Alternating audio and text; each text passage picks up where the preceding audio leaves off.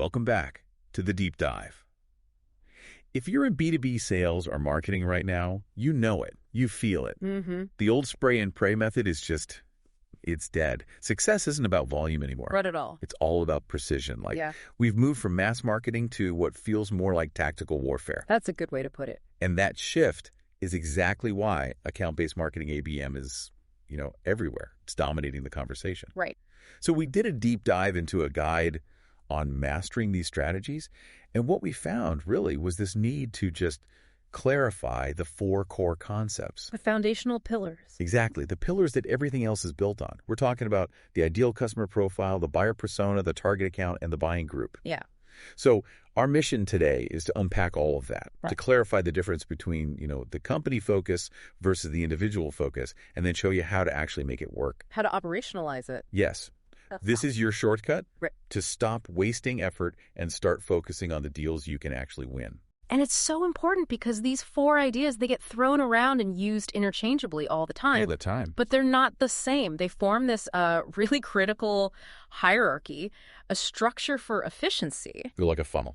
Kind of, but a funnel for quality, not quantity. You start broad, defining the ideal company, then you narrow it down to specific named accounts, and then you zoom all the way in on that complex group of 7 to 11 stakeholders inside the company who actually make the decision. Yeah.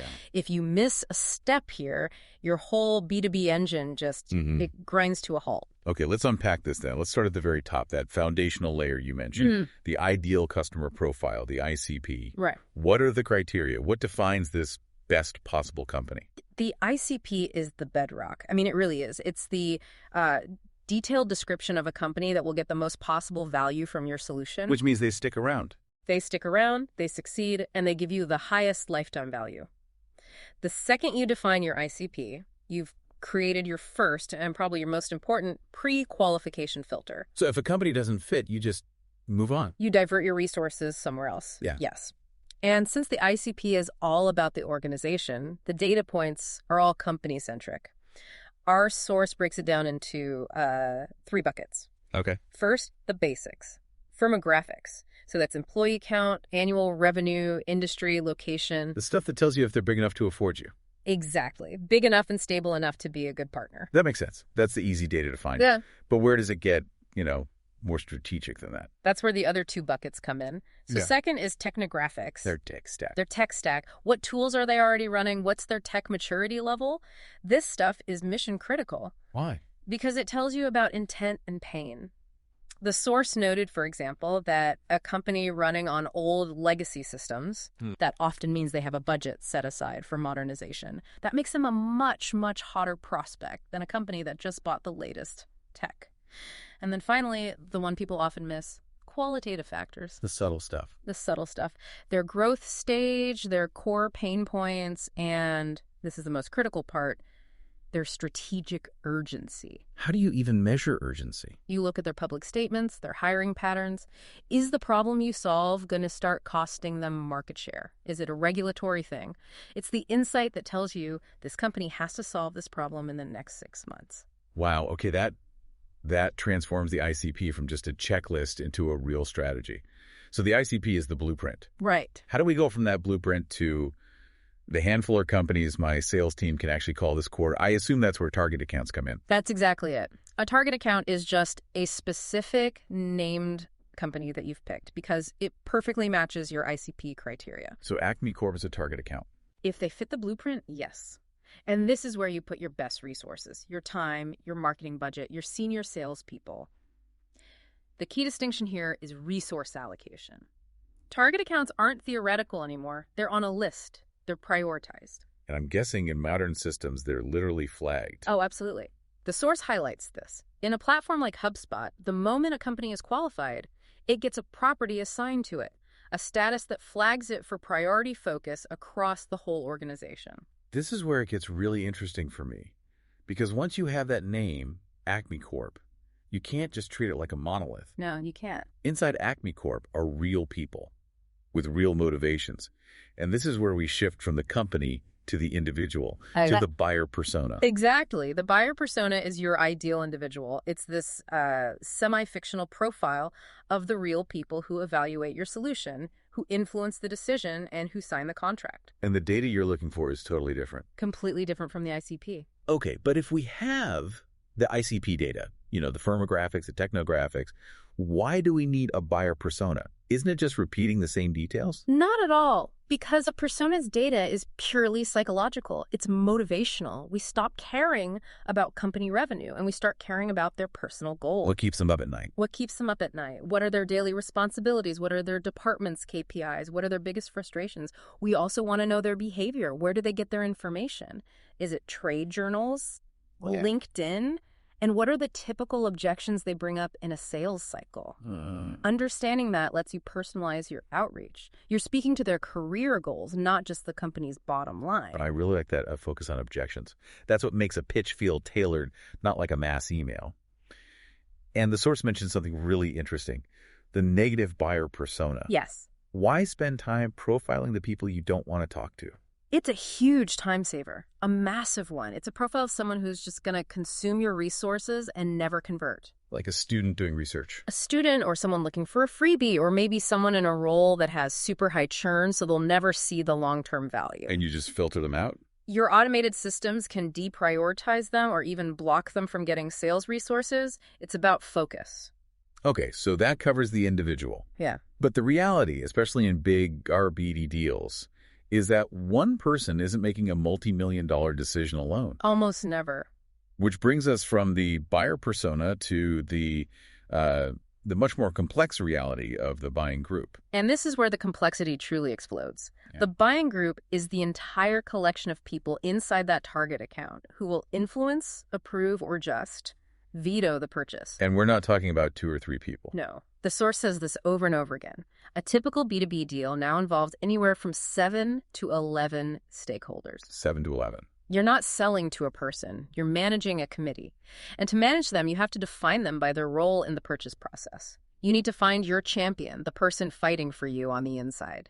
Okay. The economic buyer who holds the purse strings, the technical buyer who worries about integration, and maybe the most important person to find early, The blocker. the blocker, the person with the power to derail the whole thing. The source mentions that finding the blocker is often the most valuable piece of intel. Why is that so critical? Why focus on the negative? Because a modern B2B sale isn't just about features anymore. It's about navigating internal politics, mitigating risk. Right. If you don't engage the blocker, you don't know what they're afraid of. Fear of change, fear of their job becoming redundant. By understanding their concerns, you can build what we call multi-threaded relationships. So if one person leaves the company... The deal doesn't collapse. Exactly. Okay, so let's put this all together. What's the quick comparison? The thing you can take away to remember the function of these 4 pillars. Okay, boiling it down. The ICP's focus is the ideal company. Its whole purpose is figuring out which companies to even target. The target account. Its focus is the specific named company. Its purpose is all about prioritizing revenue potential and your resources. Okay, and then the people. The buyer persona's focus is the ideal individual, and its purpose is just one thing, personalizing your content and your communication. Right. And finally, the buying group. Its focus is that whole stakeholder group. Its purpose is to build consensus and accelerate the deal by making sure all 7 to 11 of those people are on board. That flow really is the roadmap, isn't it? ICP finds the right target accounts, personas define the people inside, and the buying group gives you the strategy to engage every single one of them. Now, for anyone listening who needs a concrete application, the sources went right into how a platform like HubSpot makes this work. This isn't theory anymore. We're talking about specific features. So how do these platforms actually handle ICPs and target accounts? It's all about automation. They use specialized properties. So you have a simple target account property that just marks a company as a priority. That's basically. But more importantly, you have an ICP tier property. This lets you score companies tier 1, 2, or 3 based on how well they fit that ideal profile. And the real magic is in the workflows. This is the engine that stops human error. How so? So the source gave an example. You can set a rule. If a new company has revenue over 5 million A&D, they have between 50 and 500 employees, then the system automatically makes them a tier 1 and sets them as a target account. No debate, no manual work. It just happens. Instantly. Yeah. And that unbiased qualification saves so much wasted time and money chasing bad fit prospects. That immediate qualification is huge for focus. Yeah. But doesn't that rigid classification have a downside? What if a company almost fits, but they seem really motivated? That's a great question. And yes, absolutely. The system provides the structure, but you need human override. So the tiers are a guideline. Exactly. A guideline for where to spend your effort. Spend 80% of your time on tier 1 and 2. But the system is flexible. A salesperson can manually upgrade a company if they have, say, a super strong internal champion that makes up for a slightly lower employee count. Let's pivot to the people then. How are those buyer personas with all their psychological nuance actually handled in the platform? The main thing is the persona property on a contact record. That's where all the motivational data lives. Okay. A lot of platforms like HubSpot even have a Make My Persona tool to help you create those profiles in a structured way to begin with. And once those personas are assigned, they power everything. They decide who gets put on which marketing list, what dynamic content they see on the website. And I assume it drives sales outreach too. For sure. Through things like sequences and make sure the CMO isn't getting the nitty-gritty technical content that was written for the IT manager. All right, finally, the monster in the room. Right. The buying group. Managing a sale for 7 to 11 people sounds like chaos. How do the tools simplify that? They're all about mitigating the risk of a single point of failure. You start by using the buying role property to tag each contact. Decision maker, champion, blocker. So everyone on your team knows who's who. Okay, that makes sense. A roster. A roster, exactly. But the main tool is the buying groups tool. It's like a visual map of all the stakeholders in a deal. I can see that being useful. It's more than useful because it has engagement filters. These filters show you gaps in real time. Have we talked to the economic buyer this month? Did the technical buyer even open our security docs? So it flags a problem before it becomes a crisis. Exactly. If it shows no engagement with a critical role, that's a red flag for a single-threaded deal. It tells the sales team they need to build more relationships before the whole thing stalls out. It's a phenomenal breakdown of how the theory becomes execution. This whole framework, ICP, persona, target account, buying group, it really does make sure everyone is focused on the right companies, connecting with the right motivations, and engaging every stakeholder. And it works. The guide cited a pretty big statistic. Companies that actually formalize and use a buying group process, they saw deal acceleration increase by up to 25%. 25%. That number alone justifies the complexity. Because the real challenge in B2B today, it isn't finding the company. It's not even sending the perfect email.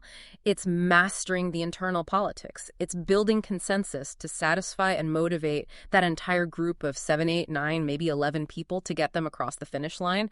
That's where deals are won and lost now. And that is a powerful thought for you to take with you, learner. Think about your own sales process right now. Are you optimizing for the best company, your rigorously defined ICP, or are you just optimizing for the easiest contact, the one person who answered your email? Are you really multi-threaded across all 7 to 11 of those critical roles, or is your next big deal just one resignation letter away from collapsing? Something to mull over until our next deep dive.